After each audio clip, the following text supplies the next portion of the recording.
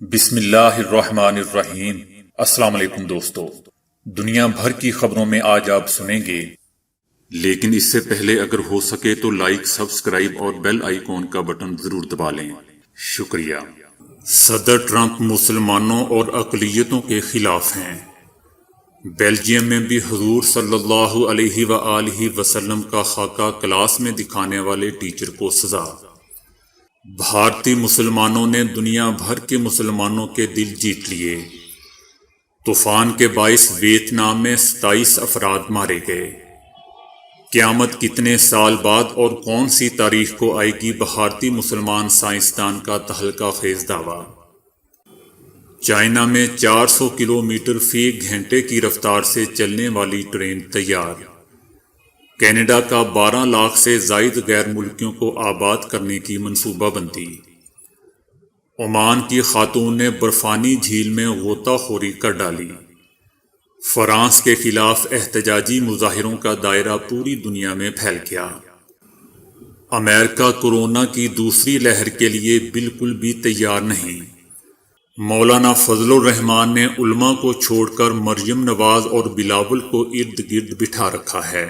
مولانا قاسم: حکومت کی پوری کابینہ احمقوں کا مربع ہے۔ مولانا فضل الرحمان: عالمی ثالثوں کی سربراہی میں آرمینیا آذربائیجان کے مذاکرات۔ تنہائی اور سماجی علیحدگی سے خواتین نقصان اٹھا سکتی ہیں، ایک تحقیق۔ کورونا دماغ کو کئی برس بوڑھا کر سکتا ہے، ماہرین۔ امریکی خاتون کی شادیوں کی نہ ختم ہونے والی سیریز۔ تو آئیے چلتے ہیں اب خبروں کی ڈیٹیل کی طرف۔ امریکہ کے صدر ٹرمپ نہ صرف مسلمانوں بلکہ اقلیتوں اور امریکی اقدار کے بھی خلاف ہیں۔ گزشتہ دنوں امریکہ کے سابق صدر باراک اوباما نے فلوریڈا میں ریلی سے خطاب کرتے ہوئے کہا تھا کہ صدر ٹرمپ ایسے شخص ہیں جن کے لیے اس سوال کا جواب دینا بھی مشکل ہے کہ اگر وہ دوبارہ صدر بنے تو کیا کریں گے۔ اوباما کا کہنا تھا کہ ایسے شخص کو دوبارہ صدر بننے سے روکنا لوگوں کی ذمہ داری ہے۔ بیلجیم میں حضور صلی اللہ علیہ وآلہ وسلم کا خاکہ کلاس میں دکھانے والے ٹیچر کو معطل کر دیا گیا ہے۔ مذکورہ ٹیچر نے فرانسیسی ٹیچر پر بات کرتے ہوئے حضور صلی اللہ علیہ وآلہ وسلم کا خاکہ دکھایا تھا۔ ملزم نے ان میں سے ایک خاکہ وہ دکھایا تھا جو اس سے پہلے میگزین چارلی میں چھپ چکا ہے۔ شہر کے میئر کے ترجمان نے بتایا کہ ہمارا فیصلہ ان خاکوں سے متعلق اس حقیقت پر مبنی ہے کہ یہ قابل اعتراض ہیں۔ ترجمان کا مزید کہنا تھا کہ بچوں کی عمریں 10 سے 11 سال تھی اور 2 سے 3 والدین نے اس کی شکایت بھی کی تھی۔ فرانس میں گستاخانہ خاکوں کی اشاعت اور فرانسیسی صدر میکرون کے خلاف دنیا بھر کے مسلمان سراپے احتجاج ہیں۔ بھارتی سرکار نے فرانس کے صدر کی حمایت کا اعلان کیا ہے، تاہم ہندوستان میں ہی مسلمانوں نے مودی سرکار کی حمایت کے باوجود فرانسیسی صدر کے ساتھ نفرت کا ایسا اظہار کیا ہے کہ دنیا بھر میں امت مسلمہ کے دل جیت لینے کے ساتھ ساتھ بھارتی سرکار کو بھی واضح پیغام دے دیا گیا ہے۔ 3 روز قبل مودی سرکار نے فرانسیسی صدر میکرون کی باضابطہ حمایت کا اعلان کیا تھا، جس کے بعد ہندوستان میں بسنے والے کروڑوں مسلمانوں کے جذبات مشتعل ہوئے ہیں۔ دنیا بھر کی طرح ہندوستان میں بھی گستاخانہ خاکوں اور فرانس کے صدر کے خلاف احتجاج کا سلسلہ جاری ہے، جبکہ ممبئی میں بسنے والے مسلمانوں نے فرانسیسی صدر کے ساتھ نفرت کا ایسا اظہار کیا ہے کہ سیکیورٹی اداروں کی دوڑیں لگ گئیں۔ بھارتی ٹی وی کے مطابق ممبئی کی مشہور شاہراہ اور مصروف ترین سڑک پر مسلمان نوجوانوں نے گزشتہ شب فرانسیسی صدر میکرون کی سینکڑوں تصاویر چسپاں کر دیں، جس سے ہزاروں گاڑیاں گزرتی رہیں، جبکہ مسلمان ممبئی کی اس سڑک پر بڑی تعداد میں جمع ہو کر احتجاج بھی کرتے رہے۔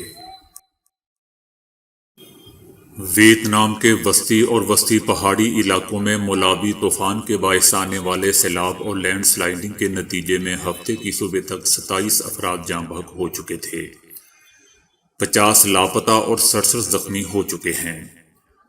قدرتی آفت سے کچھ قومی شاہراہوں اور مقامی سڑکوں کے ساتھ ساتھ 63 پلوں کو بھی نقصان پہنچا ہے۔ گزشتہ 20 سالوں کے دوران ویتنام سے ٹکرانے والے طاقتور طوفانوں میں سے یہ ایک ہے۔ یہ ملاوی بدھ کے روز ویتنام کے وسطی خطے میں ٹکرایا، جس کے بعد شدید بارشیں ہونے کے ساتھ ساتھ تیز ہوائیں بھی چلی ہیں۔ ہندوستانی ریاست کرناٹک کے دارالحکومت بنگلور کے مشہور مسلمان سائنسدان اور اسکالر ڈاکٹر سید مظہر الامین نے اپنی نئی شائع ہونے والی سیرت النبی صلی اللہ علیہ وآلہ وسلم کی کتاب میں حیران کن طور پر قیامت کی حتمی تاریخ، حضرت عیسیٰ علیہ السلام کے نزول اور امام مہدی کے ظہور کی تاریخوں کا تہلکہ خیز دعویٰ کیا ہے۔ تاہم بھارت کے ہی دیگر علماء نے ڈاکٹر سید مظہر الامین کے اس دعوے کو مسترد کرتے ہوئے کہا ہے کہ حضور صلی اللہ علیہ وآلہ وسلم نے قیامت کی جو نشانیاں بتائی ہیں ان میں بہت سی نشانیوں کا ظہور ہو چکا ہے۔ تاہم کوئی شخص یہ دعویٰ نہیں کر سکتا کہ قیامت کسی ایک تاریخ کو آئے گی۔ کتاب میں قیامت، حضرت عیسیٰ علیہ السلام کے نزول اور امام مہدی کے ظہور کی شمسی اور قمری تاریخوں کا حیران کن دعویٰ کرتے ہوئے کہا گیا ہے کہ قیامت آنے میں 895 سال باقی رہ گئے ہیں۔ قمری کیلنڈر کے مطابق قیامت 10 محرم بروز جمعہ 2364 ہجری کو آئے گی۔ اس وقت شمسی تاریخ 15 مارچ 2915 ہوگی۔ حضرت مہدی کا ظہور 10 محرم 1450 ہجری یعنی 2 جون 2028 کو ہوگا، جبکہ حضرت عیسیٰ علیہ السلام کا نزول 10 محرم 1456 ہجری یعنی 1 اپریل 2034 میں ہوگا۔ کیلیفورنیا سے پی ایچ ڈی کی ڈگری حاصل کرنے والے ڈاکٹر سید مظہر الامین نے اپنی تحقیق میں نبی کریم صلی اللہ علیہ وآلہ وسلم کے یوم ولادت کی شمسی تاریخ کا دعویٰ کرتے ہوئے کہا ہے 12 ربیع الاول 53 قبل ہجری، جبکہ شمسی تاریخ 22 اپریل 571 عیسوی ہے۔ انہوں نے اپنی تحقیق کے ذریعے حضرت آدم علیہ السلام سے لے کر قیامت کے آنے تک کے تمام واقعات کی قمری اور شمسی تاریخوں کو منظر عام پر لانے کا دعویٰ کیا ہے۔ ڈاکٹر سید مظہر الامین کی کتاب اردو اور انگریزی زبان میں شائع کی گئی ہے۔ دوسری طرف بھارت کے ممتاز علماء نے ڈاکٹر سید مظہر الامین کی اس تحقیق اور دعوے کو مسترد کرتے ہوئے کہا ہے کہ قیامت کی علامتیں، قیامت کے قریب آنے کی باتیں کی جا سکتی ہیں قیامت کے قریب آنے کی باتیں کی جا سکتی ہیں، لیکن حتمی سال، مہینہ یا دن کا تعین قرآن اور حدیث کی روشنی میں بالکل بے بنیاد اور غلط بات ہے۔ اللہ جب چاہے قیامت لا سکتا ہے، یہ صرف اللہ کے اختیار میں ہے، لہٰذا قیامت کی کوئی ایک تاریخ بتانا بے بنیاد بات ہے۔ چائنا نے ایک اور تیز رفتار ٹرین تیار کر لی ہے جس سے سرحد پار سفر مزید آسان ہو جائے گا۔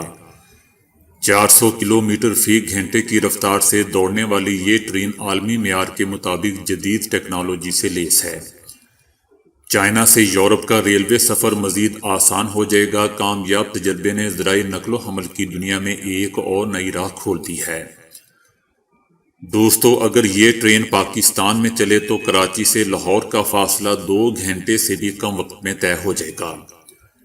دوستو، اس سے پہلے جاپان نے بھی دنیا کی تیز ترین ریل گاڑی کا کامیاب تجربہ کیا ہے۔ مقناطیسی طاقت کی حامل یہ ٹرین اپنے ٹریک پر تیرتے ہوئے آگے کی طرف سفر کرتی ہے اور ایسا محسوس ہوتا ہے کہ جیسے یہ ٹرین ہوا میں معلق ہو۔ ریل گاڑی پر سوار مسافروں کا کہنا تھا کہ اس ٹرین میں بیٹھ کر سفر ہوائی جہاز جیسا معلوم ہوتا ہے۔ کینیڈا اگلے 3 سالوں میں 12 لاکھ سے زائد غیر ملکیوں کو ملک میں آباد کرنے کی منصوبہ بندی کر رہا ہے۔ یہ فیصلہ ملک میں افرادی قوت کی کمی کو دور کرنے اور معیشت کو فروغ دینے کے لیے کیا گیا ہے۔ حکومت 2021 میں نئی مستقل سکونت کے لیے 4,01,000، 2022 میں 4,11,000 اور 2023 میں 4,21,000 درخواستیں منظور کرے گی۔ دوستو، اگر حکومت اپنے اس ٹارگٹ کو پورا کرنے میں کامیاب ہو جاتی ہے تو غیر ملکیوں کو کینیڈا میں آباد کرنے کا 1911 کے بعد یہ بلند ترین ریکارڈ ہوگا۔ عمان کی خاتون نے غوطہ خوری کر کے منفرد اعزاز اپنے نام کر لیا ہے۔ عمان کی ماہر ارضیات خاتون دنیا کی قدیم ترین اور گہری جھیل میں غوطہ خوری کرنے والی پہلی عرب خاتون بن گئی ہیں۔ خاتون لیلا الحبسی نے روس میں سرد ترین علاقے سائبریا کی جھیل بیکال میں غوطہ خوری کر کے منفرد اعزاز اپنے نام کیا ہے۔ دوستو، مذکورہ جھیل 2.5 کروڑ سال پرانی اور 1700 میٹر تک گہری ہے، جبکہ 650 کلومیٹر لمبی ہے۔ لیلا الحبسی روس میں جیولوجی کی تعلیم حاصل کر رہی ہے اور انہیں جھیلوں میں غوطہ خوری کرنے کا بچپن سے ہی شوق ہے۔ انہوں نے دنیا کی قدیم ترین اور گہری جھیل میں غوطہ خوری کر کے سب کو حیران کر دیا ہے۔ اس جھیل میں دنیا کا 20% جبکہ روس کا 90% صاف پانی موجود ہے۔ ہر غوطہ خور مرد اور عورت کا اس جھیل میں غوطہ خوری کرنا خواب ہے۔ اس کا بہت بڑا حصہ برفانی تہہ کے نیچے ہے، جسے دنیا کی صاف اور میٹھے پانی کی سب سے بڑی جھیلوں میں شمار کیا جاتا ہے۔ فرانسیسی صدر کے اسلام مخالف بیانات کے خلاف دنیا بھر کے مسلمان شدید غم و غصے کا اظہار کر رہے ہیں۔ فرانس کے خلاف احتجاجی مظاہروں کا دائرہ ساری دنیا میں پھیل گیا ہے۔ برطانیہ، بھارت، لبنان، انڈونیشیا، پاکستان اور صومالیہ سمیت کئی ممالک میں احتجاجی مظاہرے کیے گئے ہیں۔ ادھر کینیڈا کے وزیر اعظم جسٹن ٹروڈو نے فرانس کو اپنی اوقات میں رہنے کا مشورہ دیا ہے۔ کہتے ہیں کہ آزادی اظہار بغیر حدود کے نہیں ہو سکتی۔ برطانوی دارالحکومت لندن میں فرانسیسی سفارتخانے کے باہر نعرہ تکبیر، نعرہ رسالت کی صدائیں بلند ہو رہی ہیں۔ لبنان کے دارالحکومت بیروت میں بھی ہزاروں افراد فرانسیسی سفارتخانے کے باہر جمع ہوئے ہیں اور گستاخانہ اقدامات کے خلاف شدید احتجاج کر رہے ہیں۔ مظاہرین نے فرانس کا جھنڈا اور میکرون کی تصاویر بھی نظر آتش کی ہیں۔ صومالیہ میں بھی فرانس کے خلاف احتجاجی مظاہروں کا سلسلہ جاری ہے، جس میں خواتین اور بچوں سمیت لوگوں کی کثیر تعداد شریک ہوئی ہے۔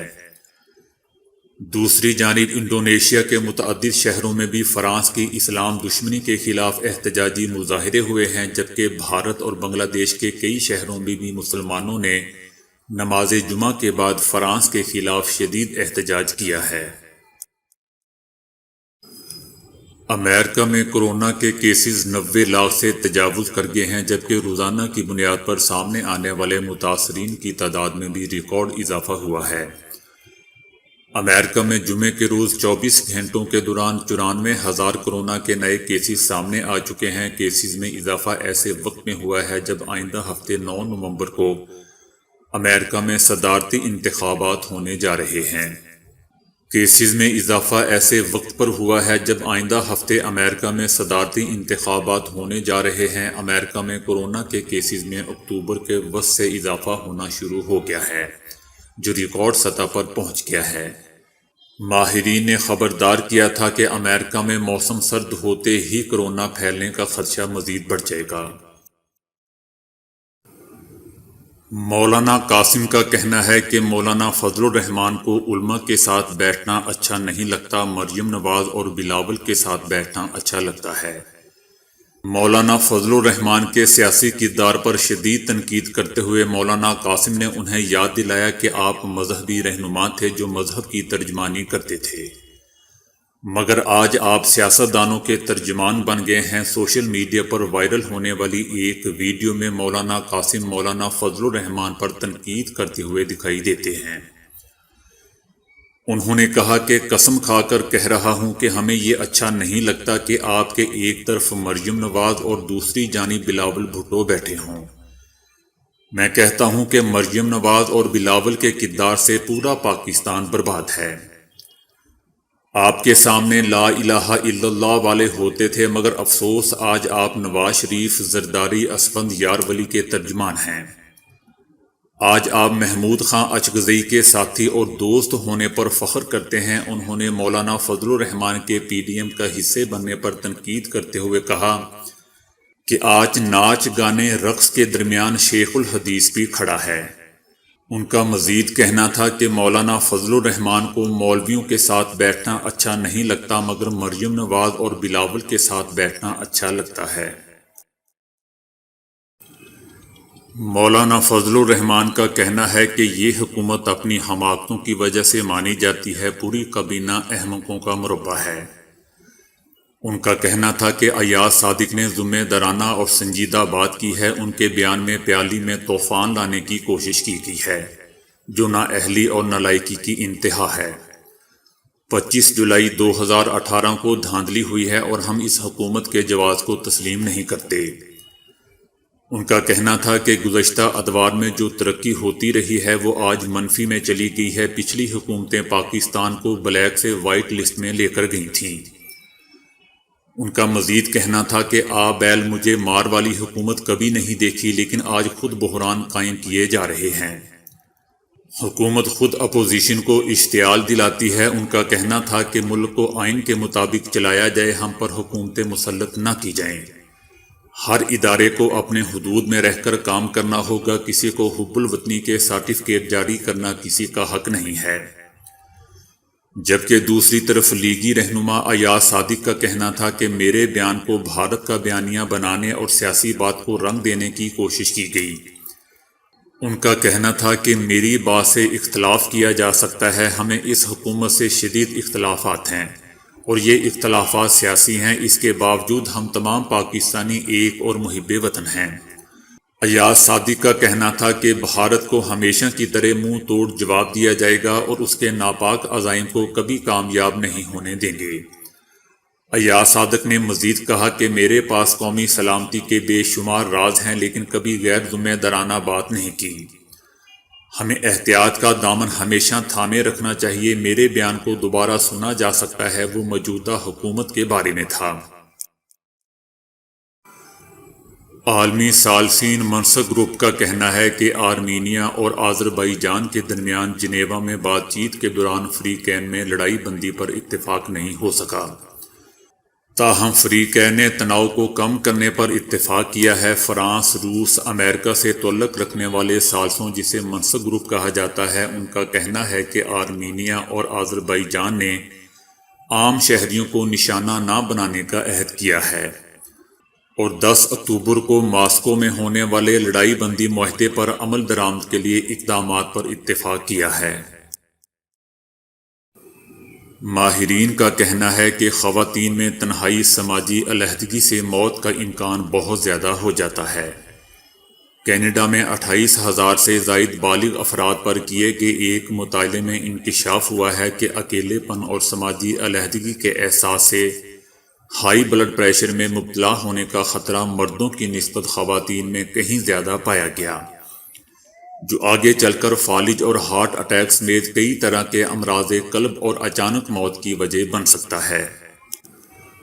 یونیورسٹی آف برٹش کولمبیا میں 45 سے 85 سال کے 28,238 افراد کا ڈیٹا گنگالا گیا۔ ڈیٹے کے تجزیے سے معلوم ہوا کہ اکیلی رہنے والی ایسی خواتین جن کے سماجی رابطے بہت ہی کم تھے اور جو مہینے میں 2 یا 2 سے کم مرتبہ تقریبات یا میل ملاقات میں شریک ہوتی تھیں، ان میں ہائی بلڈ پریشر کا خطرہ ایسی خواتین سے بہت زیادہ تھا جو زیادہ میل ملاپ رکھنے والی مختلف تقریبات میں زیادہ شریک رہنے والی تھیں۔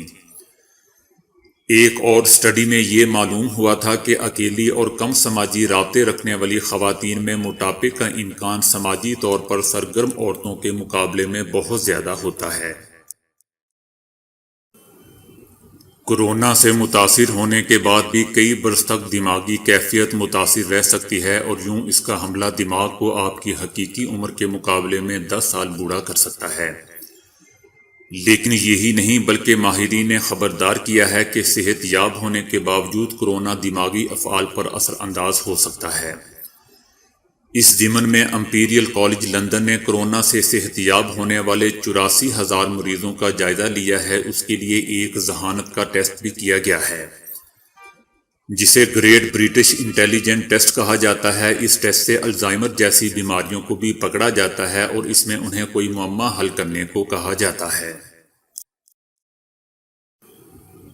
امریکہ میں ایک خاتون نے بہترین اور پرفیکٹ لائف پارٹنر کی تلاش میں یکے بعد دیگرے 10 شادیاں کی، لیکن اب وہ 11ویں دلہے کی تلاش میں ہے۔ کیسسی نامی خاتون نے پرفیکٹ لائف پارٹنر پانے کی کوشش میں 10 شادیاں کی ہیں، تاہم اب تک انہیں ایسا شریک حیات نہیں مل سکا ہے جو اس کے لیے پرفیکٹ ہو۔ امریکی نشریاتی ادارے سے بات کرتے ہوئے ان کا کہنا تھا کہ انہیں نہیں معلوم کہ یہ تلاش کہاں جا کر ختم ہوگی، لیکن وہ تب تک شادیاں کرتی رہے گی جب تک انہیں ان کے معیار کا پرفیکٹ لائف پارٹنر نہیں مل جاتا۔ خاتون نے انکشاف کیا کہ دوسری شادی جو صرف 7 سال تک چل سکی وہ اس لیے ختم کی کیونکہ اس نے آئی لو یو کہنا چھوڑ دیا تھا تو میں نے اس کو چھوڑ دیا۔ تو دوستو آج کے لیے اتنا ہی۔ ویڈیو کو لائک اور شیئر کرنے کا بہت بہت شکریہ۔